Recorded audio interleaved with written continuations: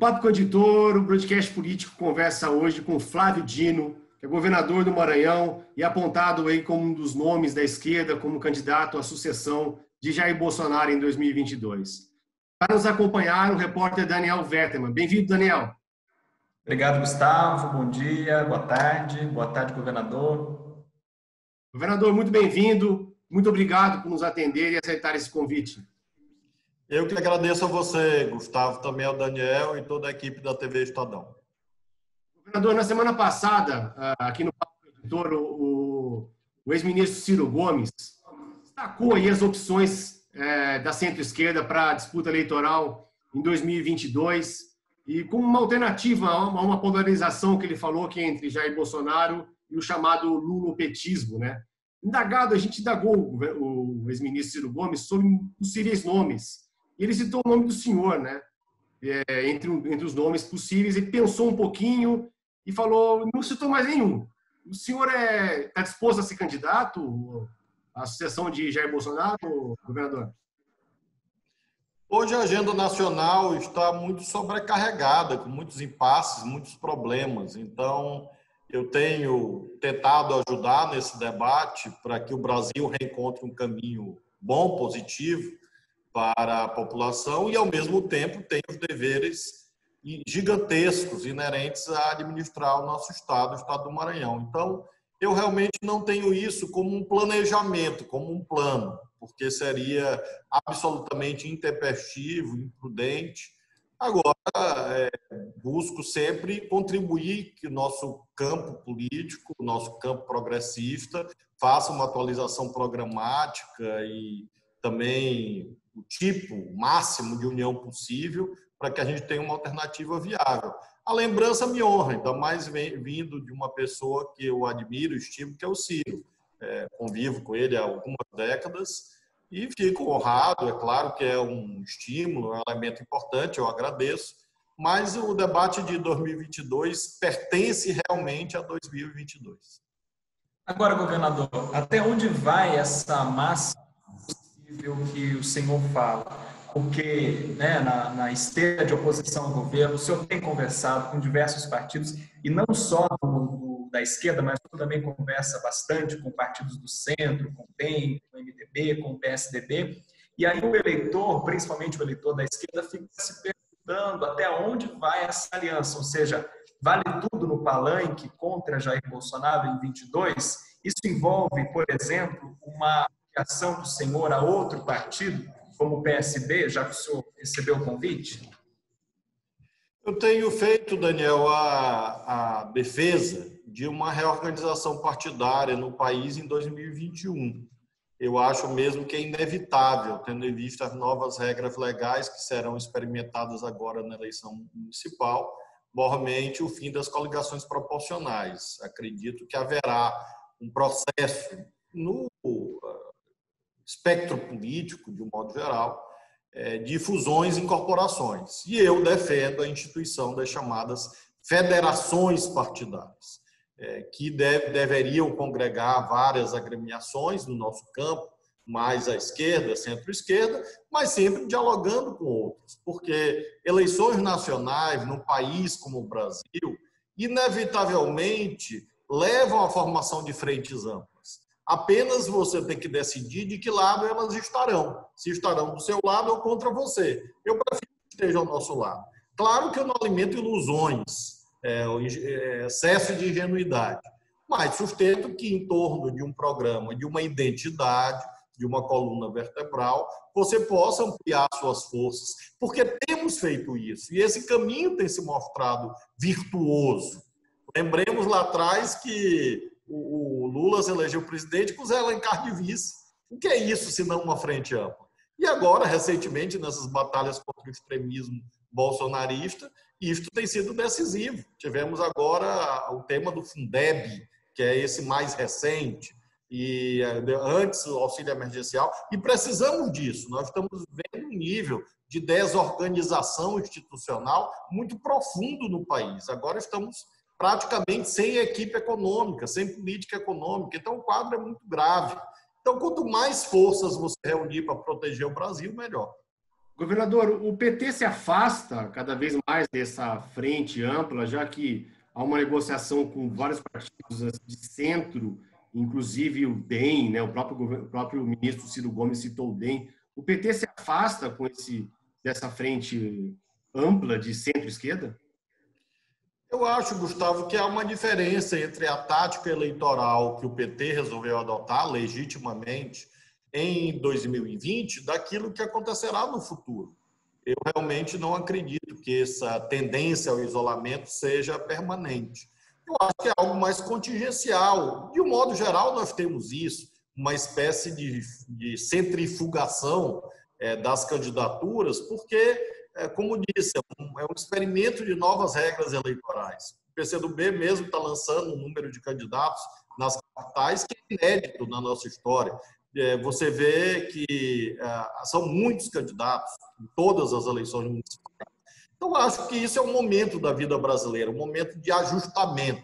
Em 2021, creio que essas centrífugas vão se transformar em forças centrípetas, ou seja, uma tendência a uma maior aglutinação, e, sem dúvida, o PT tem um enorme papel, um insubstituível papel como um grande partido brasileiro. Agora, governador, falando da crise do coronavírus, o Brasil superou no sábado a estimável marca de 100 mil mortes, com diferenças regionais. No Maranhão, por exemplo, o número de novos óbitos vem caindo aí nos últimos dias, nas últimas semanas. Mas o Palácio do Planalto enviou uma lista a deputados e senadores com um ranking de mortes por prefeito e governador, numa tentativa de responsabilizar os estados e municípios pelos óbitos e pelo aumento de casos de Covid-19 no país. Até que ponto o senhor avalia essas 100 mil mortes como responsabilidade do governo federal e qual é a parcela de culpas que há dos prefeitos e governadores na sua avaliação? Transferir responsabilidade já é uma prova de irresponsabilidade, é o que temos visto desde o início por parte do governo federal. Não há nenhum governador que tenha chamado o coronavírus de gripezinha. Não há nenhum governador que tenha promovido marchas irresponsáveis. Não há nenhum governador que tenha abertamente estimulado o descumprimento de normas sanitárias. Então, o Tribunal da História é presidido pela verdade, não por fake news. Então, nós temos a convicção que vai ficar claro a diferença de atitude. E acho que essa é a demarcação fundamental. Ninguém conseguiu fazer milagre no mundo, mas o que distingue os governantes no planeta e no Brasil é a atitude que você tomou diante do problema. O Bolsonaro tentou minimizar o problema, escondê-lo debaixo do tapete, não cuidar dele e passou depois até a debochar de esforços sérios, sintonizados com os padrões sanitários mundiais para debelar essa gravíssima crise. Então, creio que quando isto for apurado lá adiante, pelo jornalismo, pela imprensa, pela sociedade, pelos historiadores, vai ficar claro que, lamentavelmente, a negligência do presidente da República teve um papel preeminente para que nós não tenhamos conseguido conter no momento certo. Porque o que aconteceu, Daniel, em março, abril? Os governadores unidos dizendo uma coisa e o presidente da República dizendo outra. Isso só aconteceu no Brasil. Começou a acontecer nos Estados Unidos e o Trump foi obrigado a retroceder. O Bolsonaro ficou sozinho no mundo. E isto, obviamente, fez com que os esforços se perdessem. Ele impediu o trabalho da sua própria equipe de saúde. É um governo que se auto-sabota. Estamos vendo isso na economia. Vimos isso antes na saúde. É um governo que se auto-sabota e tudo isso cobrou um preço de desabastecimento, de insumos, de equipamentos, de dificuldades de montagem de estratégias que permanecem até hoje. Então, lamentavelmente, eu não faço um discurso neste instante de fazer tribunal do júri, acho fora de hora. Mas eu tenho a convicção que essa demarcação de posturas, uma postura séria, adotada por um conjunto de gestores, estaduais e municipais, e uma postura realmente lamentável, adotada por parte do presidente da República. E isto, acho, a meu ver, responde com muita eloquência esta tua indagação.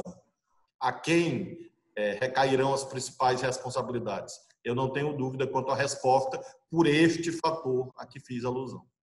Governador, o senhor citou aí a equipe do governo, né, que o presidente vem atuando contra, né, a gente está aí no terceiro ministro da Saúde durante essa crise, né, que é interino, que é o ministro Eduardo Pazuello. Ele vem sendo criticado por ser ainda um militar na ativa, vem sendo criticado, inclusive, dentro do próprio Exército, mas não tem sido fortemente criticado por prefeitos e governadores. Por outro lado, assim, alguns governadores, inclusive, elogiam a atuação do Pazuello, né, que negocia os repasses, que está passando. Qual é a sua avaliação do senhor em relação ao ministro Pazuello, governador? Estruturalmente, eu sou absolutamente contrário e considero mesmo que é inconstitucional essa larga ocupação do serviço público civil por militares. Acho isto indesejado, inclusive do ponto de vista jurídico, e nem na ditadura militar isto aconteceu. Agora, evidentemente, o presidente da República nomeia seus ministros e é nosso dever tentar dialogar da forma quanto for possível em busca das relações federativas que a Constituição exige. Fizemos isso com os três ministros, com o Mandetta, com o Taixe e agora com o general Pazuello. E, em todos os casos, obtivemos uma receptividade.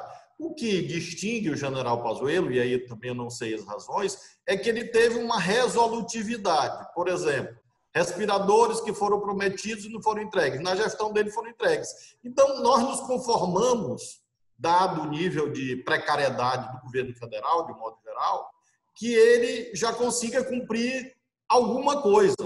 E esta é a razão pela qual nós temos medo de piorar, porque o que nós temos visto, de um modo geral, é isso. Então, se o presidente da República quer deixá-lo, não seremos nós a derrubar.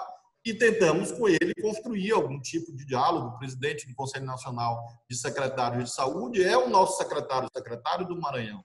E tenta, com isto, fazer com que o Ministério da Saúde encontre algum tipo de agenda. Estamos hoje enfatizando qual seria a agenda correta, de ampliação de testagem, de rastreabilidade dos casos. Temos outros debates a travar sobre os passivos do coronavírus. Nós temos sempre essa atitude, firmeza ao remarcar a distinção, as diferenças, e fazer a crítica democrática. Porém, procuramos dialogar com quem está lá. O general Pazuello está lá, procuramos conversar com ele. Agora, governador, o senhor citou aí a debandada da equipe econômica. Ontem mais 2 secretários saíram, o próprio ministro Paulo Guedes anunciou. Qual que é o impacto disso na condução da política econômica que o Paulo Guedes tenta aí emplacar no governo na avaliação que o senhor faz hoje? Daniel, você, o Gustavo, acompanham a política brasileira por dever profissional, mas eu nem me dirijo apenas a vocês, mas sim a todos aqueles que nos acompanham. Se nós tivermos que lembrar a composição da equipe do Bolsonaro, nós não vamos conseguir, nem eu, nem vocês, porque ninguém sabe nem quem está entrando, nem quem está saindo. Neste instante, nós não sabemos quem são os interlocutores do Ministério da Economia, porque troca todo dia. Acho que já foram 8 secretários que saíram. O presidente do Banco do Brasil, ninguém sabe quem é, porque ninguém sabe se ele ficou ou se ele saiu. Então, este nível de desorganização no coração estratégico, no meio de uma crise desse tamanho, ultrapassa qualquer parâmetro de insensatez. Porque é como um avião no meio da turbulência e ninguém sabe quem comanda o avião.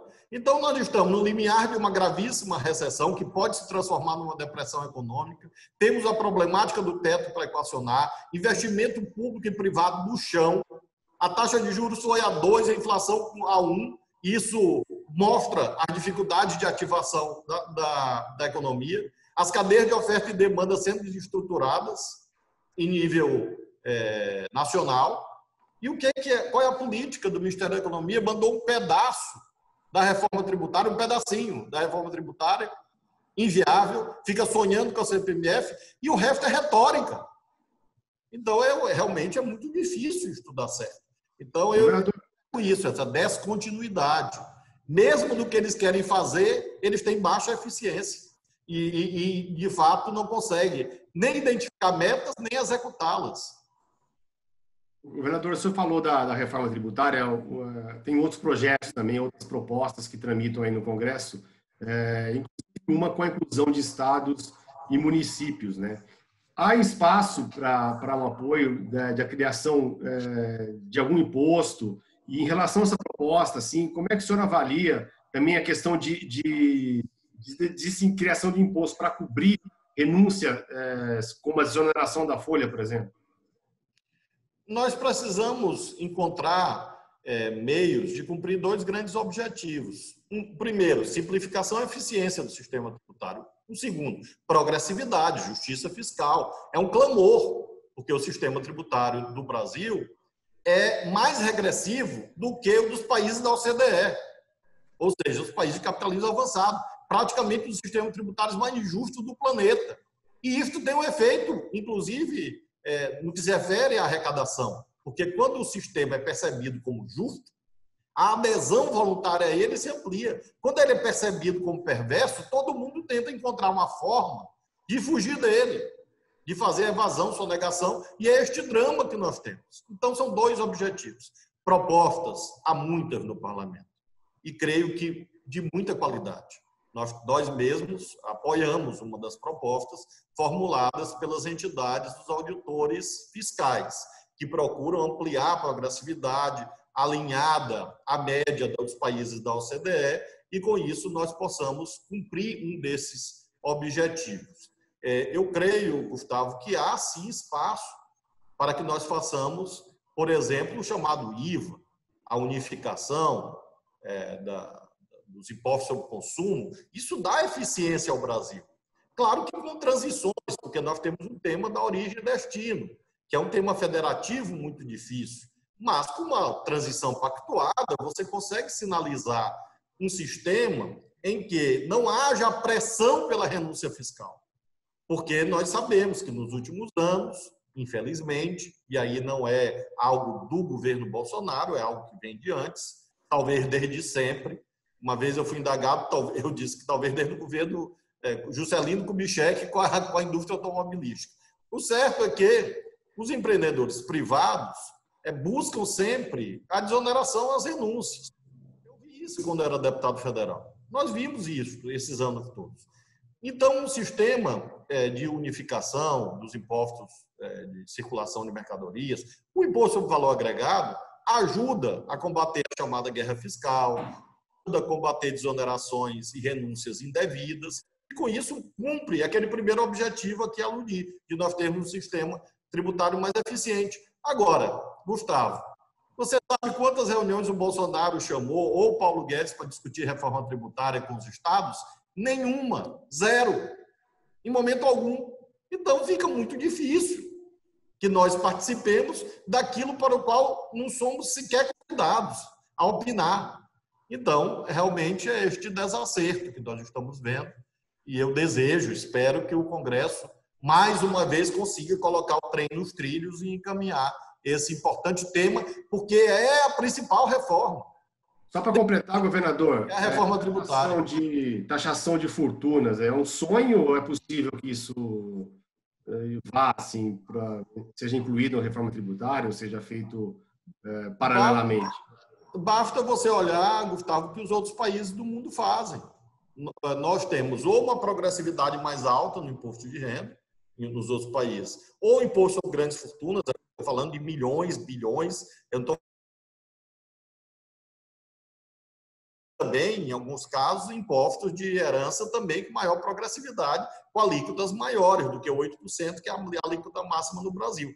O nosso país adota realmente uma progressividade baixa no imposto de renda, não tem imposto sobre grandes fortunas e imposto de herança muito baixo em termos internacionais. Então, além de outras isenções, como lucros e dividendos, então você tem que articular isso para fins fiscais, ou seja, arrecadar mais, e isso está provado pelos auditores, formuladores dessa proposta que nós apoiamos, e também para ampliar a legitimidade do sistema tributário. Ou seja, a extrafiscalidade, ou seja, objetivos que não são arrecadatórios, ajudam a arrecadar mais também. Porque quando a sociedade entende que o sistema é mais justo, ele se torna também mais suscetível a ter a participação da sociedade.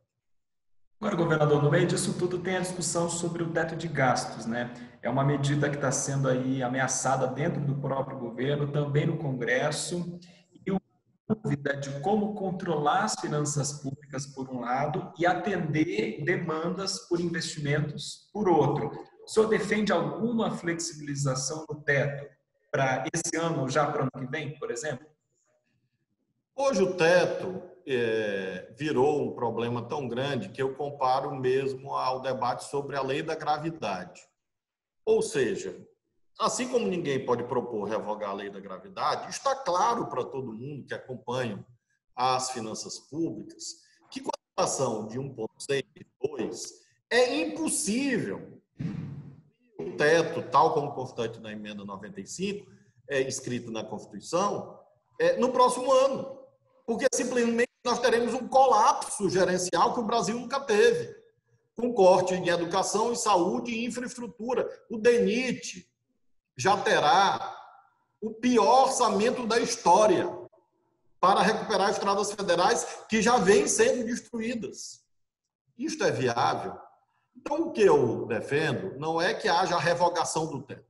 Em primeiro lugar, ele está no lugar errado. O Brasil é o único país do mundo que coloca teto na Constituição.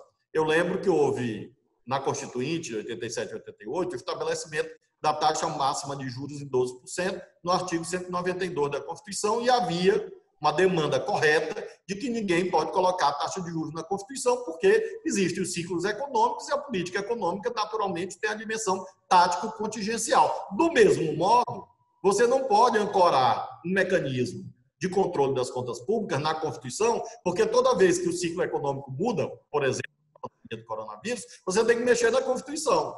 Então, isso é um erro.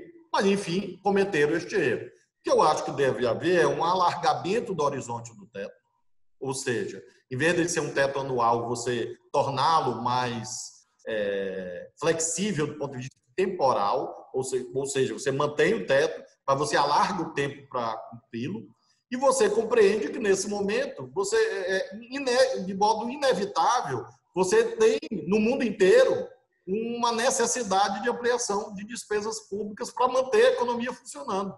Isso foi feito esse ano por intermédio chamado orçamento de guerra. Eu sou contra jeitinho. Por exemplo, essa ideia de que vamos empenhar esse ano no orçamento de gasto e gastar no que vem como um RAP. Ou liberar por crédito extraordinário, né? Ou liberar por crédito extraordinário. Isso é jeitinho. E vejam que demonizaram a presidenta Dilma por muito menos. Inventaram uma coisa chamada pedalada fiscal por muito menos. Então, não é o caminho é um debate sério. E neste debate sério, conseguir fazer alguma mudança, modulação do teto e não revogá-lo, porque acho que ele sinaliza positivamente num objetivo estratégico, que não é para agora, que é uma estabilização da relação dívida-PIB, cuidando dos dois termos da equação, cuidando da dívida, cuidando do PIB, porque senão você não vai estabilizar nunca. Política de crescimento hoje é política de ajuste fiscal. Política de contração fiscal hoje é uma política de desajuste fiscal. Aí que quebra o país. Quebra os estados e quebra a Previdência Social, por exemplo. Governador, mudando um pouquinho de assunto, mas também falando de política e política econômica, né? Para isso precisa de recursos. O presidente Jair Bolsonaro, ele tentou frear, né, durante a tramitação no Congresso, o auxílio emergencial, né, propondo um valor menor, depois tentando, quando foi aprovado um valor maior de R$600, tentando frear a prorrogação, enfim. Mas ele está tentando assumir, ele faz o discurso, né, para assumir a paternidade desse auxílio emergencial, bem como aí tomar para ele o programa de renda mínima, o programa de Bolsa Família, rebatizando de Renda Brasil, que deve ser lançado em breve. ele está conseguindo com isso, governador, entrar nesse eleitorado aí de esquerda, que é fiel ao PT, que é fiel ao PCdoB no Nordeste? Temporariamente, ele melhorou, não há dúvida, alguns indicadores de aprovação. Continua baixa, mesmo mencionando aqui a situação do Maranhão, ele subiu um pouco a taxa de aprovação, 6, 7, 8 pontos, mas a desaprovação continua maior nas pesquisas que nós fazemos aqui regularmente de acompanhamento dos cenários. Então, eu acho que é muito pouco para você imaginar que isso vai resultar num ganho perene, porque há um erro de análise que fica uma comparação, a meu ver, não muito adequada. Lula não foi só o Bolsa Família. O erro de análise é este. Na verdade, você tinha um conjunto de ações. No caso do Nordeste, você tinha um fortalecimento do PAA, do Programa de Aquisição de Alimentos, dos PRONAFs, para a agricultura familiar, o Luz para Todos, o ProUni, construção de universidades, construção de institutos federais, a transposição do Rio São Francisco, ou seja, você tinha um acervo e tinha o próprio crescimento da economia e crescimento do emprego. Então, acho que a comparação, portanto, não é muito adequada. Creio que um item isolado não vão conseguir sustentar o governo. Essa é a aposta que o Bolsonaro está fazendo. Ele não vê caminho, porque ele realmente não tem capacidade de ver caminhos. O governo muito desorganizado. E agora ele quer se agarrar no auxílio emergencial como uma tábua de salvação. Acho muito pouco para as intempéries que nós estamos atravessando. E salvação para o impeachment garante, na sua avaliação, governador? Ele pensa o tempo inteiro nisto, que é um dos problemas. Ele é um homem atormentado. Quem olha o Bolsonaro diagnostica com muita facilidade que ele é uma pessoa muito instável, desde sempre, né? E agora ele fica em torno dessa agenda do impeachment, apavorado, e dos processos judiciais, porque mais do que nós três, eu, vocês dois, e também mais do que todos que estão nos assistindo, ele próprio sabe o que ele e os filhos fizeram. E por isso ele morre de medo, porque ele sabe 100%, nós só sabemos uma parte. Então ele tenta o tempo inteiro se amparar de algum jeito, para não cair e tentar se reeleger. Eu lamento muito pelo Brasil que nós tenhamos chegado a uma situação deste tipo. Creio que vamos saber, Daniel, a resposta em breve, não é amanhã, até porque nós temos coronavírus, a agenda principal do país, nós temos a questão econômica, tem a eleição municipal. Agora vamos ver como é que ele encaminha algum tipo de contenção desse processo de dissolução do governo, que está em curso. Basta olhar que há um processo de atabalhoamento raro na vida brasileira, raro, que nós estamos assistindo. Então, eu creio que ano que vem vamos ter a resposta, se ele consegue, de fato, chegar até 2022, até porque depende também do andamento desses processos judiciais, que podem, eventualmente, daí sair, inclusive, não um Fiat Elba, mas uma frota inteira de problemas. Legal. Governador, eu queria agradecer muito a presença do senhor aqui no Papo com o Editor. Eu queria agradecer a presença do Daniel Vetterman, meu repórter, nosso repórter em Brasília. Agradecer aí o Bruno Nogueirão, que está fazendo a ponte entre a gente. E agradecer a todos aí que estão nos assistindo. Até o próximo Papo com o Editor aqui no Broadcast Político. Muito obrigado. Eu que agradeço a vocês. Obrigado.